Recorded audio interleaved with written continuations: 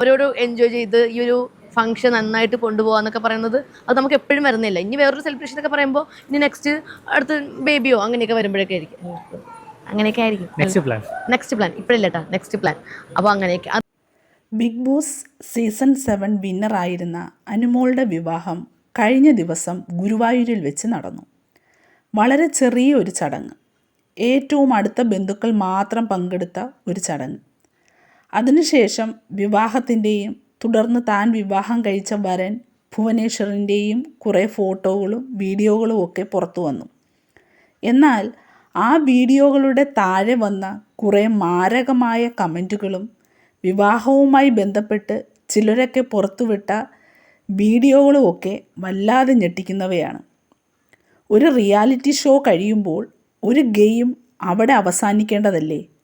എന്നാൽ big boss കഴിഞ്ഞിട്ട് 1 വർഷം പിന്നിട്ടിട്ടും ഒരു വ്യക്തിയുടെ സ്വകാര്യ ജീവിതത്തിലോട്ടും സന്തോഷ നിമിഷങ്ങളിലേക്കും ഇത്രയധികം ആളുകൾ ഒളിഞ്ഞു നോക്കുകയും വിഷം ചീറ്റുകയും ചെയ്യുന്നത് എന്തിനാണെന്ന് മനസ്സിലാകുന്നില്ല.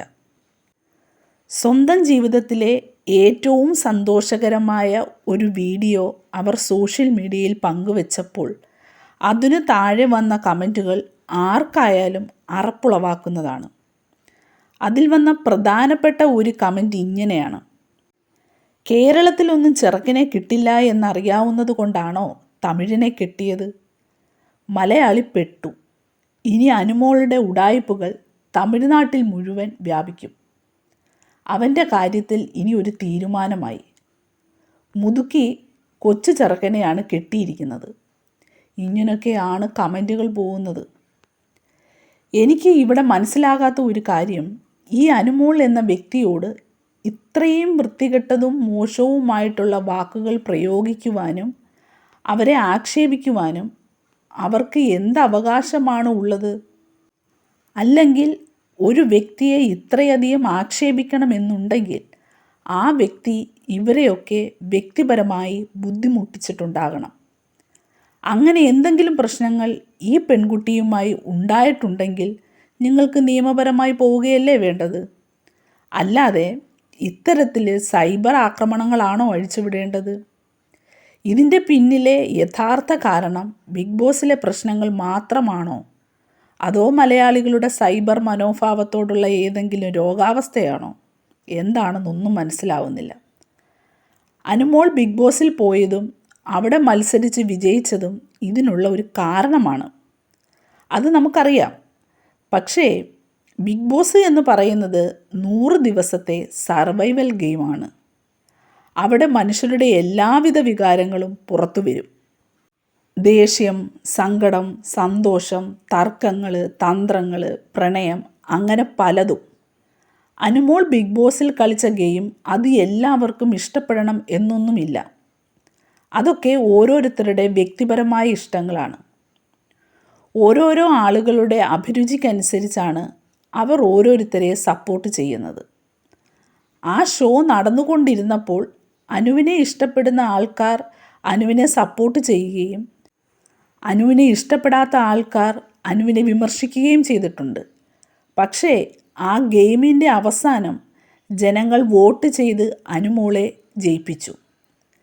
തൻ്റെ എതിരാളികളേക്കാൾ കൂടുതൽ വോട്ട് നേടി വിജയിക്കുകയും ചെയ്തു. അവിടെയാണ് ഒരു കൂട്ടം ആൾക്കാർക്ക് അനുവിനോട് അസ്വസ്ഥത തോന്നി തുടങ്ങിയത്. ബിഗ് ബോസിനുള്ളിൽ വെച്ച് തന്നെ അനുമോൾക്ക് എതിരായിട്ട് പ്രചരിച്ച ഒരു കഥ 20 ലക്ഷം രൂപ PR വർക്ക് കൊടുത്തിട്ടാണ് അനു വിജയിച്ചത് എന്നായിരുന്നു. ആ 20 ലക്ഷം രൂപയുടെ കഥയെക്കുറിച്ച് അന്ന് എല്ലാവരും ചർച്ച ചെയ്തതാണ്. പിന്നെ ഓരോരുത്തരും സപ്പോർട്ട് ചെയ്ത എല്ലാവരും PR വർക്കൊക്കെ കൊടുത്തിട്ടാണ് ബിഗ് ബോസിലേക്ക് പോയത്.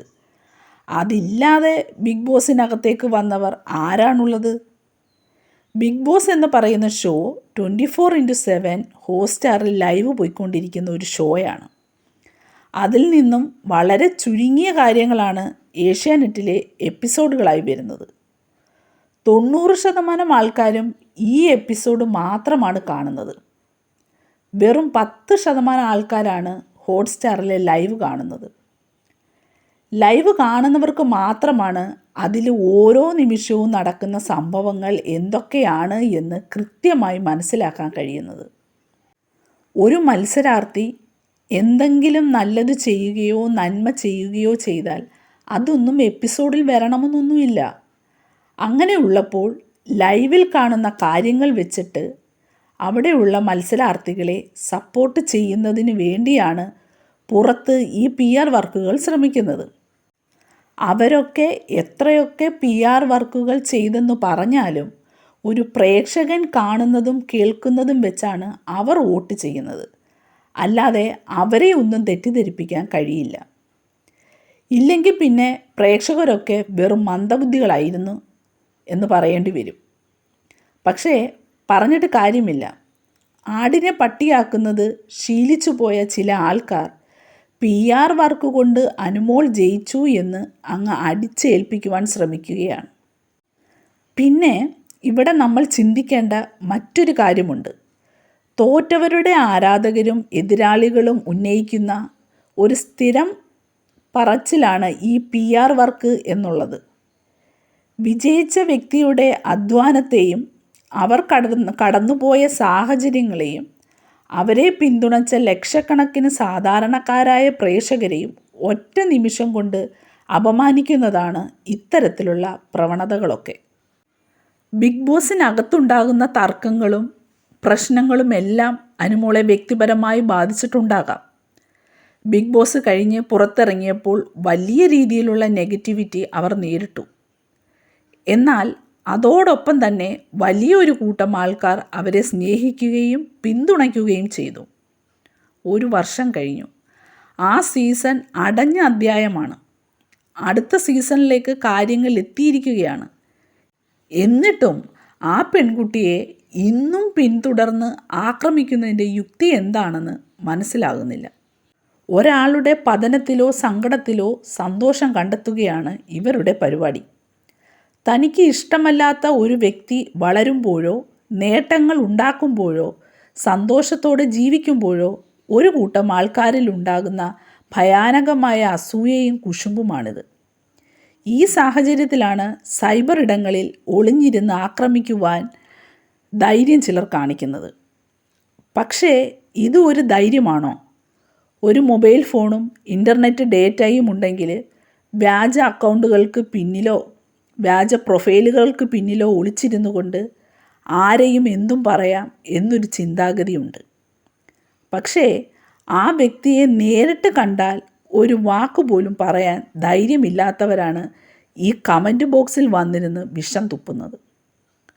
ഒരു വ്യക്തി TV-യിൽ കാണിച്ച 100 ദിവസത്തെ പെരുമാറ്റം വെച്ച് അവരുടെ ജീവിതകാലം മുഴുവനും അവരെ വിലയിരുത്തുവാൻ ഇവർക്കൊക്കെ ആരാണ് അധികാരം കൊടുത്തത്? ഇത്തരം പ്രവണതകളെ ആഴത്തിൽ പരിശോധിക്കുമ്പോൾ മനസ്സിലാകുന്നത് സ്വന്തം ജീവിതത്തിൽ യാതൊരുവിധ ലക്ഷ്യവുമില്ലാത്ത നിരാശ ബാധിച്ച ആൾക്കാരാണ് ഇങ്ങനെ മറ്റുള്ളവരുടെ ജീവിതത്തെ ഇങ്ങനെ വീക്ഷിച്ചുകൊണ്ട് വിഷം തുപ്പിക്കൊണ്ടിരിക്കുന്നത്. തന്നേക്കാൾ മെച്ചപ്പെട്ട ജീവിതം നയിക്കുന്ന ആൾക്കാരെ കാണുമ്പോൾ എവിടെയോ നിന്ന് ഒരു കുത്തലങ്ങ് തുടങ്ങും. സോഷ്യൽ മീഡിയ ആയതുകൊണ്ട് ഫേക്ക് അക്കൗണ്ട് ഉണ്ടാക്കി വെച്ച് പറയാനുള്ളത് എല്ലാം അങ്ങ് പറയും.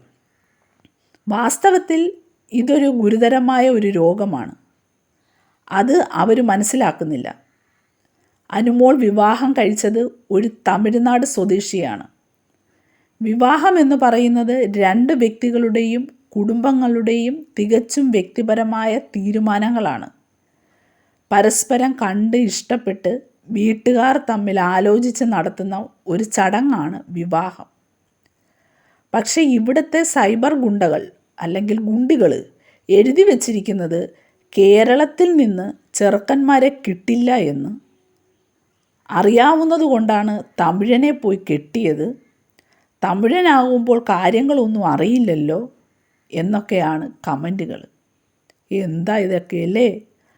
എന്തറിയില്ലെന്നാണ്? അതും കൂടി ഒന്ന് പറഞ്ഞാൽ കൊള്ളാം. അനുമോൾക്ക് കേരളത്തിൽ നിന്ന് ഒരു ചെറുക്കനെ കിട്ടാതിരിക്കാൻ തക്കവണ്ണം നിങ്ങൾ അവരിൽ കണ്ടെത്തിയ ഉഡായിപ്പ് എന്താണ്? അനുമോൾ എന്ന വ്യക്തിയെ അറിയാതെയാണ് ഈ ഭുവനേശ്വർ എന്ന ചെറുപ്പക്കാരൻ വിവാഹം കഴിച്ചത് എന്നാണോ ഇവരൊക്കെ ചിന്തിക്കുന്നത്? അനുമോളെ പോലെ സെലിബ്രിറ്റി സ്റ്റാറ്റസുള്ള സോഷ്യൽ മീഡിയയിൽ 1 മില്യന് മുകളിൽ ഫോളോവേഴ്സുള്ള ഒരു വ്യക്തിയെ കേരളത്തിലുള്ളവർക്ക് മാത്രമാണോ അറിയാൻ കഴിയുന്നത്? തമിഴ്നാട്ടിലുള്ള ആൾക്കാരും അറിയില്ലേ? പ്രത്യേകിച്ച് അനുവിനെ വിവാഹം കഴിച്ച ഭുവനേശ്വറിനും അറിയില്ലേ? അവസാനം അവരൊക്കെ പറഞ്ഞു വയ്ക്കുന്നത് അനുമോളും കുടുംബവും ഭുവനേശ്വറിനെയും കുടുംബത്തെയും കബളിപ്പിച്ചു എന്നല്ലേ? അതല്ലേ ഈ ഉഡായിപ്പ് എന്നൊക്കെ പറയുന്നതിൻ്റെ അർത്ഥം? അനുമോൾ ഇട്ട ഒരു വ്ലോഗ് ഒന്നുകൂടി ഒന്ന് ശ്രദ്ധിച്ചു നോക്കിയാൽ നമുക്ക് മനസ്സിലാകും ഇത് പെട്ടെന്ന് നടന്ന ഒരു വിവാഹമല്ല എന്ന്. ഇത് മാസങ്ങൾക്ക് മുമ്പേ ആലോചിച്ച് ഉറപ്പിച്ചു വെച്ചതായിരുന്നു എന്ന്. ആ വ്ലോഗിനകത്ത് അനുമോൾ പറയുന്നുണ്ട്, ഞാൻ ഈ വീട്ടിൽ പലവട്ടം വന്നിട്ടുള്ളതല്ലേ എന്ന്. ആ ഒരു വീഡിയോയുടെ ക്ലിപ്പ് ഞാനിവിടെ ഒന്ന് വെക്കാം, നിങ്ങളൊന്ന് കണ്ടു നോക്ക്. നമ്മളിനിയിപ്പം ഇനിയെന്താ ഒന്നുമില്ല, ഞാനിവിടെ വരാറൊക്കെ ഉണ്ട് കേട്ടോ. ഇപ്പം നമ്മൾ ട്രിവാൻഡത്താണ് അയ്യോ നമ്മളത് പറയാൻ പറഞ്ഞു. നമ്മളിപ്പോൾ ഉള്ളത് ട്രിവാൻഡത്താണ്.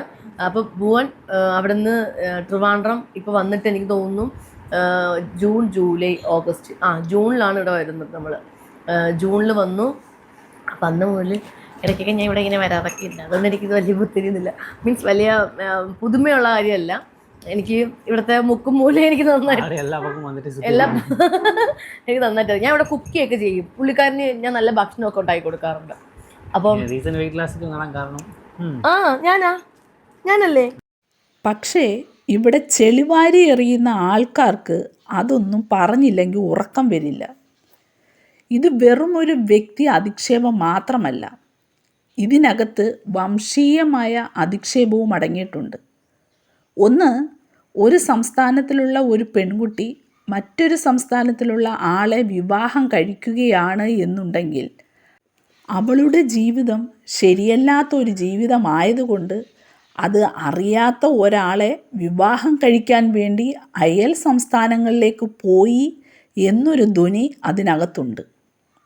രണ്ടാമത്, തമിഴ് ജനതയെ മൊത്തത്തിൽ കളിയാക്കുന്ന തരത്തിലുള്ള ഒരു വില കുറഞ്ഞ മനോഭാവം കൂടിയുണ്ട്. അവരെയൊക്കെ ആർക്കും കളിപ്പിക്കാം. അവർ മണ്ണുണ്ണികളും മന്ദബുദ്ധികളുമാണ്. ഇങ്ങനെ ഒരു ധ്വനി കൂടി ഇതിനകത്ത് വരുന്നുണ്ട്. ചുരുക്കത്തിൽ ഞാൻ ആദ്യം പറഞ്ഞതുപോലെ തങ്ങൾക്കിഷ്ടമല്ലാത്ത ഒരു സ്ത്രീക്ക് നല്ല ഒരു ജീവിതം ലഭിക്കരുത്, അവർ സന്തോഷിക്കരുത്, ഈ തരത്തിലുള്ള ദുഷ്ടചിന്തയിൽ നിന്നാണ് ഇങ്ങനെയുള്ള പ്രസ്താവനകളൊക്കെ വരുന്നത്. അനുമോൾ എന്ന് പറയുന്ന വ്യക്തി സ്വന്തം അധ്വാനത്തിലൂടെ ഉയർന്നു വന്ന ഒരു സ്ത്രീയാണ്. അവർ തനിക്ക് അനുയോജ്യനായ ഒരു പങ്കാളിയെ കണ്ടെത്തുമ്പോൾ അതിൽ പോലും കുറ്റം കണ്ടെത്തുവാൻ ശ്രമിക്കുന്നവരെ ഏത് വിഭാഗത്തിലാണ് പെടുത്തേണ്ടത്? ഈ ഒളിഞ്ഞിരുന്ന് കമൻ്റ് ഇടുന്നവർക്ക് ഒരു വിചാരമുണ്ട്, താൻ ഭയങ്കര ധൈര്യശാലികളാണെന്ന്.